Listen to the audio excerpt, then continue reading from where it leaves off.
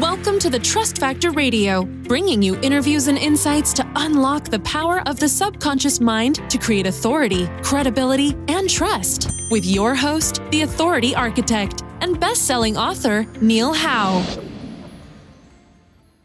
Hello, welcome to the show. This is your host, Neil Howe, and today my special guest is Miro Wcislo.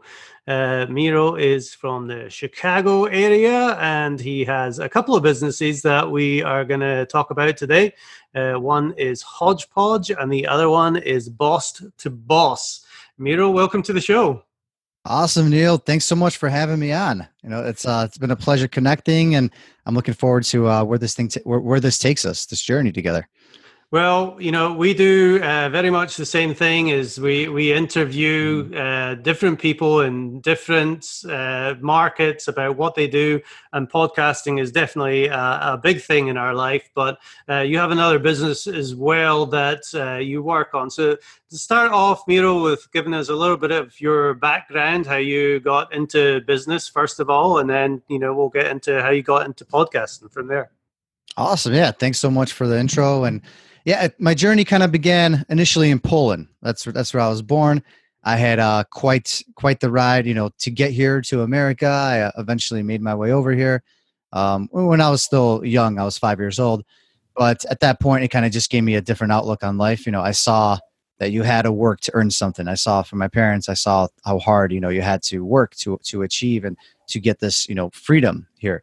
And I did many things. I literally dabbled in everything. I did telemarketing, a lot of sales, sold pizzas. I got into day trading. I was trading throughout all of college. I produced music and DJ'd. And then I hosted a lot of events. So I was constantly like the one, I guess, thing you can say that connects all of it is I was always around people. I was always networking, connecting. And then I had to get like a secure job. I had to go to school, right? Everybody here, we have to go to school. We have to graduate. We have to get a degree. That's what I was told. My parents were investing all this money and time in me, and I felt like I had to do it.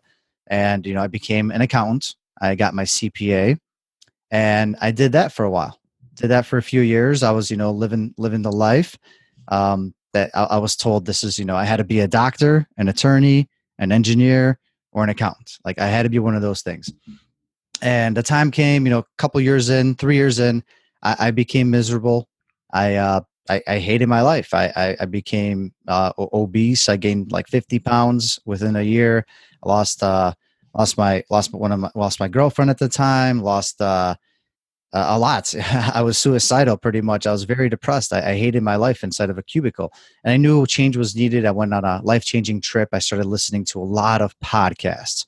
I started replacing, music, the things I would do normally to clear my mind, with podcasts to put in, better info, kind of like almost, hypnotize myself to thinking differently, because everybody's always talking about podcasts and how they could change your life, and how, listening to influencers and speakers, motivational speakers. That's what I did.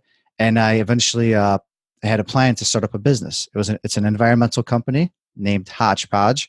It operates out of Chicago. We're pretty known out here in the Midwest region of the U.S., and we're an environmental company where we help people declutter, remove things out of homes, move things, and keep them out of the waste streams. So we repurpose, donate, recycle things out of your houses, and help other people in need, because that's the way I was raised. I was always, reusing things from others, getting things from shelters, from donation, centers. And at the same time, I started up a podcast before I quit my 9-to-5, and during I started while I was in the journey and process of starting my business, and that's called Boss to Boss. It was originally a different name called Love the Journey.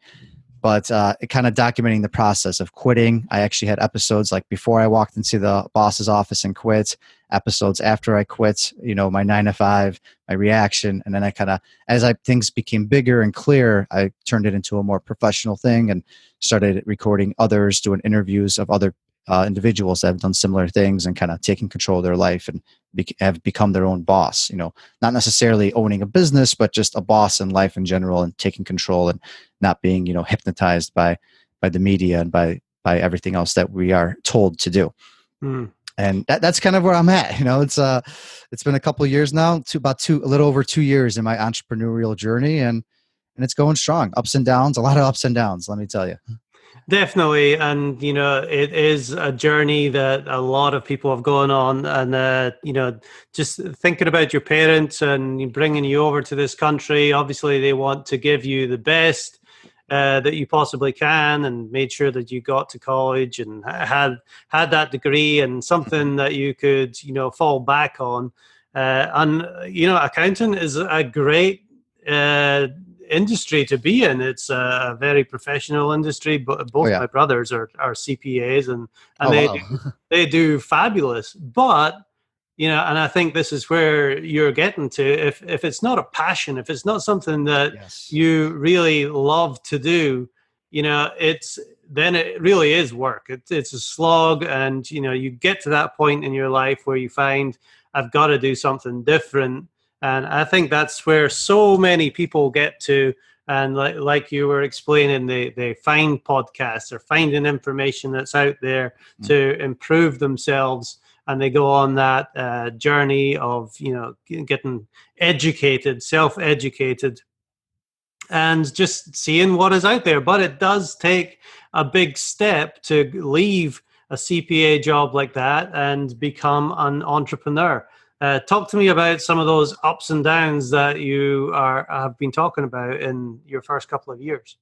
Yeah, and nothing against, accounting, nothing against that profession at all. It's an amazing profession, super job security, amazing pay, benefits, you name it. Just, I didn't know about other things. I didn't really know about other options because, I went to school and you got a certain amount of degrees you could choose, and that's kind of what they steer you into, these certain careers. But there is a lot more out there you can do. But, I took those skills and applied them to other things now that I found I'm more passionate about. The ups and downs have been tremendous. For one, leaving a stable, almost 6-figure income to making nothing. That I would say is by far, that was the biggest obstacle. I built up a cushion. I planned it out for like 8 to 10 months that I would have enough, like counted all my living expenses. I counted out that 8 to 10 months I'd have enough when I left.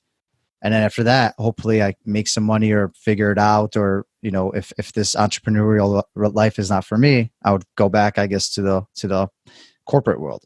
But it turns out I ran out of money a lot quicker than that. Literally, like after 3-4 months, maybe I ran out. So it was a struggle. I had to borrow a little bit from my parents. I tapped into, some of my like savings that I didn't want to touch. Like, for example, like I had some money in the market and couple like different, investments. Luckily I didn't have to touch my retirement account at all, but so that was a struggle. There was a point where I almost started living. So I was kind of fortunate because we had an office because my business partner had another company. So we were able to utilize his office when we started. He actually started out of a basement, the business, but eventually we kind of used his office. And there was a point I slept like one night in the office, but I was about to move in. I had my mind set. I was going to move in, just sleep on the couch in the office.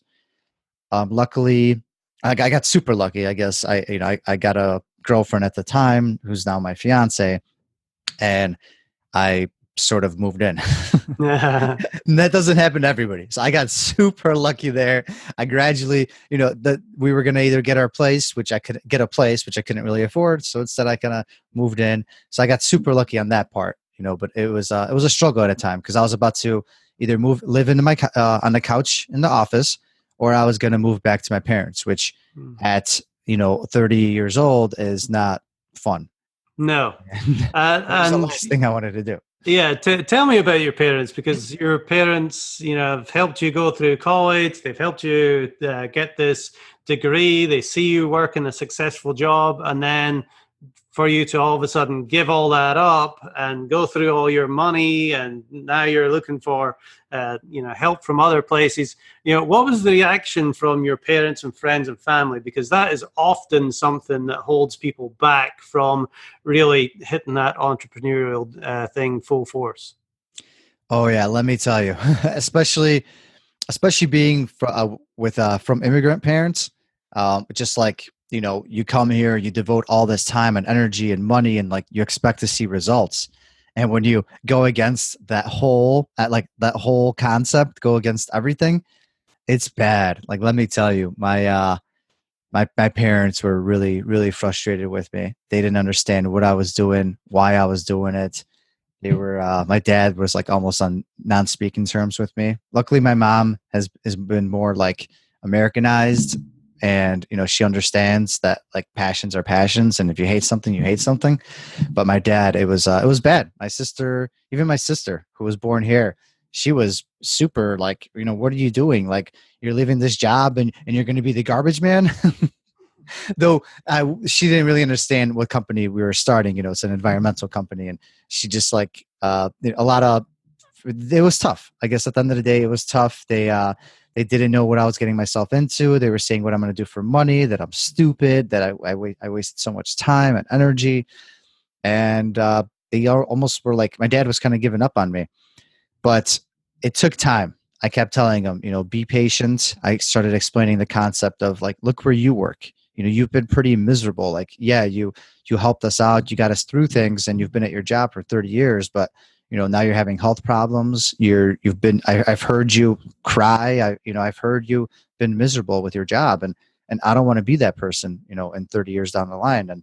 And there's a reason why we have the opportunity here. There's a reason we're in America, and that's that we could start up anything we want. We have the opportunity to try anything we want. And I kind of started explaining it to him, and over time, he kind of came by our office, checked out what we do, saw that we have some trucks and our operations. And, I told him like, all right, after like about a year, I started paying myself a little bit, just enough to like get by, gas and food essentially. And, I told him I started paying myself a little bit, and I'm employing these people, and, helping, people get jobs. And I'm playing a big part, and this is how companies start up. So after I explained it to him, he sort of started getting on board. And finally now, after 2 years, he's actually like kind of excited. He calls me, asks me, what we're doing, what's going on, if I got a spot for him saved when he retires.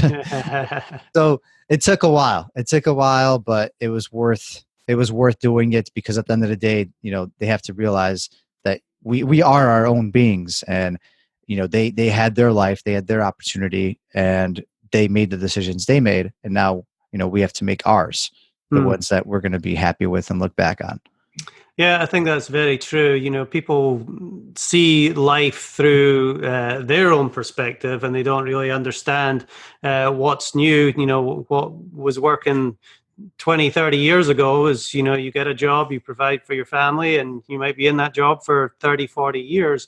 But now, especially with the internet, there's so many opportunities for learning outside of the norm that, but still people don't understand, especially parents and family. They don't understand just what opportunities are available. But it is a journey, and it takes time, and, there's certainly ups and downs. But let's talk about some of the successes now that you've had with HodgePodge. And then I'd like to get into the boss to boss, because you really help people make that change from the 9 to 5 to living their own fulfilled life.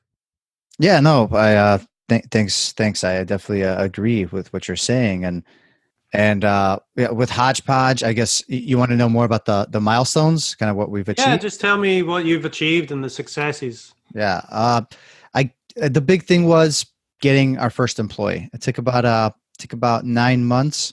So that was, big, because initially I was utilizing just contractors, and through my business partner, he had a property development company. So I would, borrow workers here and there as we got jobs.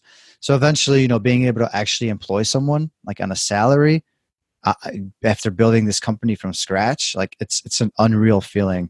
And then eventually, buying our own truck, our first ever truck, and going from year 1 to year 2, we went from 1 truck to 6 trucks, from 1 employee to about 10 employees and 5 more like part-time.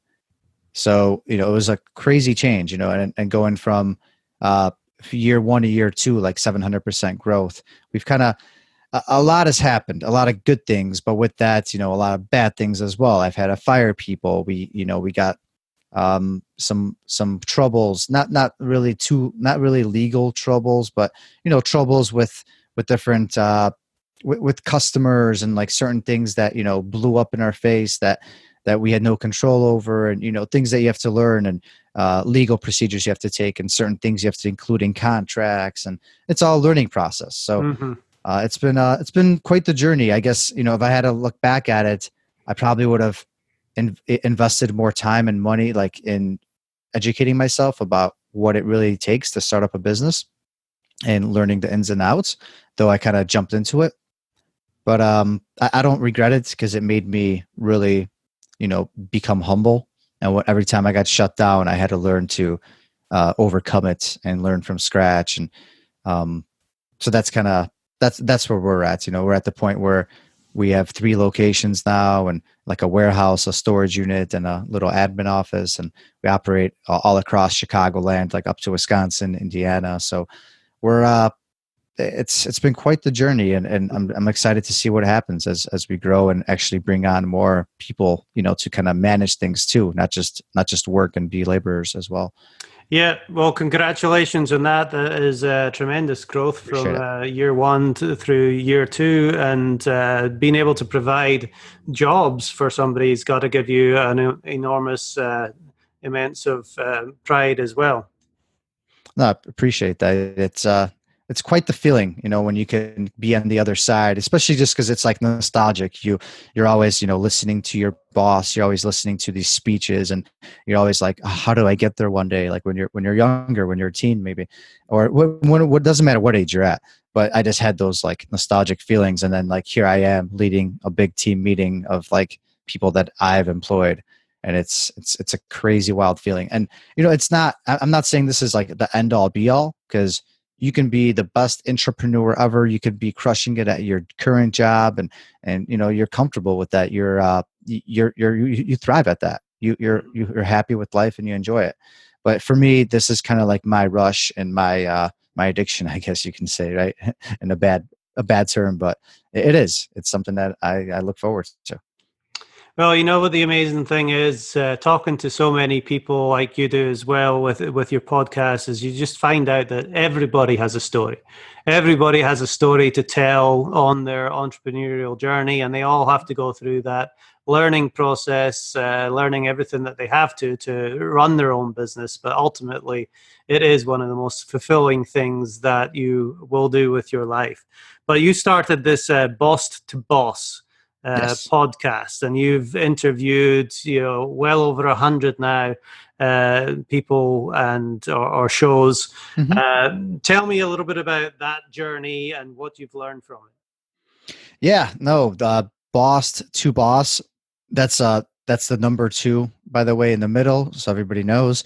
And that's that the podcast is kind of the journey of documenting, what it took from starting up a business to kind of where I'm at now, from year 0 to year 2, and then interviewing others along the way that have done similar things and kind of left the 9-to-5, left the cubicle life.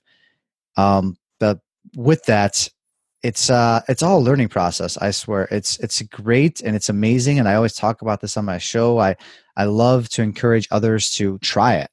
I think podcasting should be like a staple. We should all give it a try, at least just to, especially if you're trying to work on skills like public speaking, like communication, the skills, networking, the skills that sort of, our foundations are built upon. Not to say that, you being, intrapersonal, being like, to yourself is a bad thing, because maybe that's just how you prefer things. But it's been a great learning experience, because I get to talk to people. I get to learn about them, all while releasing amazing content.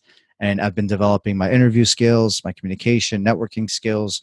I went from knowing nobody to now knowing, hundreds plus people in a network, in an industry that's, very well connected, and a lot of people are very close knit. And I call a lot of these people my friends now. I go to different conferences or events, and I hang out with these influencers that influence our media, influence what we talk about, what we look at. So it's a fun thing, and I've been fortunate and lucky enough. I have a good support system with Steve Wiley, who's part of the podcast network we have, and we just kind of, I guess, got past the initial stages, those hard stages of, not knowing whether this is the right thing to do, not knowing whether anybody's going to be listening. And once you get past those initial butterflies, things just keep getting better and better. Like it's like if you have good content and people know you're genuine and you're being truthful and real, people will tune in and listen, and the word will spread, and you're going to meet other people, and the network is just going to open up. Like this is more of a worldwide network, not just your little city or your bubble that you live in. This is, podcasts are released worldwide, and it's a beautiful thing. Yeah, that's right. And, I think the one thing for me that has been the best over the podcasts that I've done is, like you said, is learning from the guests and learning all the information that they have, that they share with you and your audience. And, surprising to me, people actually listen to this stuff and they're downloading it, and it's spreading. And the other thing I like about podcasts is once it's out there on a platform, it's always there. Yes. What other benefits do you see for people to do a podcast? And do you prefer that they start their own podcast channel or become more of a podcast guest? That's a great question. I think podcasting serves a lot of purposes, especially now with radio kind of dying down, and cable TV and stuff, I guess, sort of dying down. The cable, especially, though not TV, not like Netflix, obviously, but podcasts are filling a void that's being created because it's on demand. It's now, and everybody wants now, as we see out there in the world. So podcasts are there. They are constantly, there online. You could access them through so many platforms. Tune in, go back. If something crazy happens and you have this guest on your show or someone blows up, you could always go back and listen to, where they were a couple of years ago and what they were saying then, what they're saying now. And it's a very great way to listen and to learn, because it's free tools, it's free content. It's out there anywhere. You can listen anywhere, no matter what you're doing. You could be working, running, going to school, commuting, anywhere. It's a great thing. And the benefits of hosting one, if you're trying to, just do one yourself, if you have like a cool niche topic, something you want to talk about, you can always, all this stuff, since it stays online, you can look back at it later, like say 5, 10, 20 years down the line. Assuming it's all still there somewhere and you download it just to have a backup, you could be like, wow, I was saying these things. I was interviewing these people. You're talking about my journey and how I was feeling at the time. And it's like kind of you can look at it as an online documentary / journal. You're doing this through audio or through video possibly, and you're documenting your journey. How cool is that? You could look back at this years later down the road. You can show it to your kids, your grandkids, and be like, "Hey, this is what I was doing. This is what I was thinking and feeling during these times, of 30 years ago, for example." And it's cool. It's like a cool little thing to have. And at the same time, there's the business opportunities with it. People get sponsorships. They become part of networks. They start releasing content because they built up credibility through the podcast. So there's definitely a business side to it. And then there's the learning side where you could learn from your guests. You could learn to be a better speaker, talker, just interviewer. So there's no real right or wrong way to do it. I think just giving it a try is the best thing you can do, and just not give up right away, and maybe join like some podcasting network, some group on Facebook that's going to support you. We have a group called Boss to Boss Community, where we kind of support other podcasters and help people, start up podcasts and kind of learn more about podcasting. So that's kind of one thing. Yeah. Yeah. So there's a couple of questions I have here for anybody that is thinking about starting a podcast themselves. Your first one might not be that great, but it's all about doing it and getting better, like you said. But a couple of things that might be holding people back is, one is, what technical stuff do they have to know to get started? And two, what are they going to talk about, or how are they going to get guests on their show? Great question. Great question. These are the things that we talk about, and like I offer, we offer help through the Facebook group, which is Boss to Boss Again, and it's something that I share and talk about with all the different, like, anytime I connect with people. It's the right equipment, obviously the right microphones. You don't want to release something that's not superior, I guess, something that's very average, because it's going to tune out people. Nobody wants to hear some weird buzzes in the background and weird background noise and subpar quality, because why, if you're going to listen to something, you want to hear it clearly, crisp. You want to be able to understand what's being said and not waste time, and that way someone's not messing around and they're doing this for real. So yeah, obviously there's the microphone, there's the right computer, the setup. There's a lot of cool recorders out there, like the Zoom, the Zoom H4 or 5, you name it. If you want to record like in person or just sitting there, that's something to look into. You got cameras if you want to do video, which I'd highly encourage, because I think video gets forgotten a little bit with podcasts. But if you like have a YouTube channel, which is always a great way to grow your audience, because it's a whole nother ball game, whole nother ballpark out there that you could be missing out on. So I highly encourage video, and just because you get a different perspective as well, like there's the facial cues and contacts, and it's good for in person too. I know it's not online; it's not the same, but if you do it in person, it's really good too. But yeah, I guess that's kind of my tips for podcasting. Just getting guests. There's a lot of ways. At the end of the day, it's about reaching out and not being scared. Like you have to get past that initial fear, and you have to just sort of go out there and just ask someone and just say hi. Be like, hi, how are you doing? At an event, walk up to that person that you have just seen talk in front of everybody. Maybe they're there alone for a second. Walk up to them, introduce yourself, say something cool. Say something they'll remember you by. It doesn't hurt. Like that's how I got a lot of guests on my show. I literally walked up to people at events. I messaged people on Facebook, Instagram. I emailed people by, I found their emails because you could find their emails on their website, and I messaged out to them. I mean, it's all about just doing it at the end of the day and being genuine. You don't want to be fake. You don't want to follow a script. You don't want to lay out the same information. You don't want to be pushy and ask.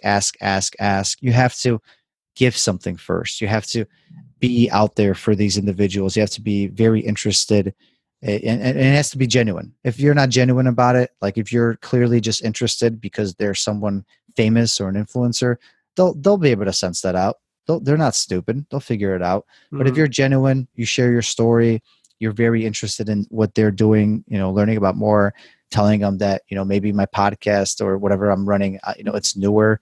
I don't have a gazillion listeners yet, but, it'd be such a pleasure to have you on. And I know, my listeners that are there will find your content valuable, and I'll promote, I'll promote it so much more than anybody else ever will.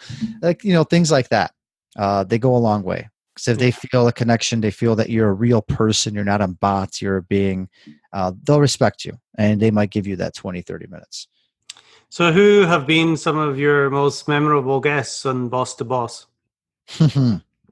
Oh, that's such a tough question.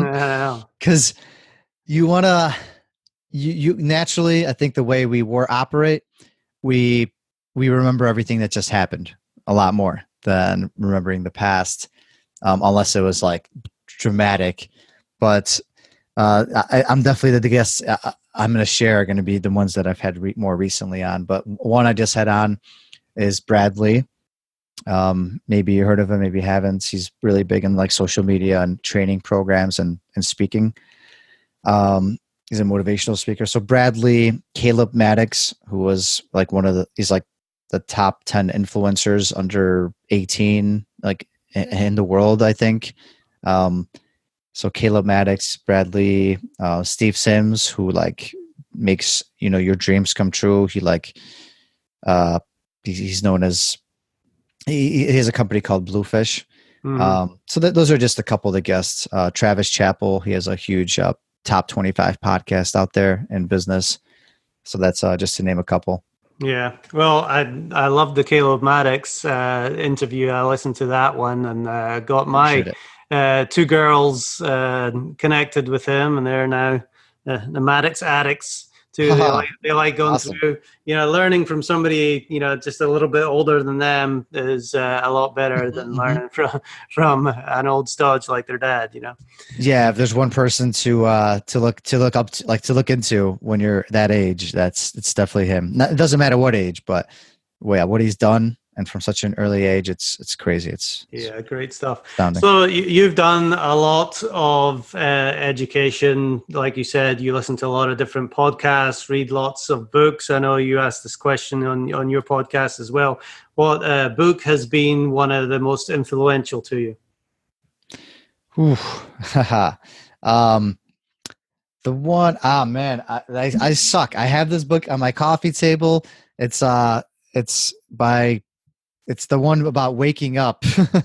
I think it's called "Wake Up" by Sergeant Colonel. Damn it. Well, I'll just go with "Think and Grow Rich" since I can't think obviously this morning. Yeah, Make my bed. Make my bed. Make my bed. Make my bed. All right. Yeah. That's a good one.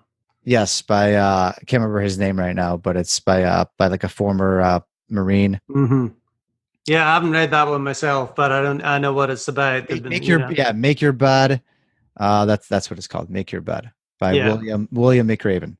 It's like these small little things you can do every morning that change your life, like such as making your bed, and it's pretty crazy. Right, just doing the right habits to set you up for the rest of the day instead of jumping on Facebook or whatever. Looking at your phone and jumping into 20 emails. Excellent. Well, Miro, this has been a lot of fun. I've enjoyed listening to your journey on, how you got to the United States. You put yourself through school. You got that great background. You decided to take that entrepreneurial journey and start up your own business, which has been successful. And now obviously talking about other people that have gone on that same journey or want to go on that same journey with your Boss to Boss podcast. If people want to reach out to you, Miro, for any kind of information about your HodgePodge business up there in the Chicagoland, or finding out more about Boss to Boss, how do they get in contact with you? The best way would be searching for Boss to Boss on Facebook. Just Boss, the number 2 Boss. You could search on Facebook. You could also check out the website boss2boss.com, and here you got the links to all our different social media. The website's probably the best, boss2boss.com, and you could click on you got my name there, how to actually spell it, because it's not very typical, and you could search HodgePodge as well. So but yeah, just kind of wanted to close it out that anybody could do this. Anybody can make it happen. Anybody can create a business, a podcast, if you just sort of put your mind to it and get educated and are patient. If I can do it, anybody can do it. And that's kind of the story that if I came here from a different country and I'm doing it, like, anybody can do it. It's possible. It's just about putting the effort in and getting help from people that have done it already. Yeah, well, you don't have to recreate the wheel on certain things. You really don't. There's people out there that have done it. Well, Miro Wcislo, it's been a pleasure. Thank you very much for being my guest on Neil, it's been a pleasure. Thanks so much for getting me going. I'm ready to take on the rest of the day after this. I'm pumped. Awesome. Well, to our listening audience, if you like what you hear, hit that like button and share, and we'll see you next time on the show.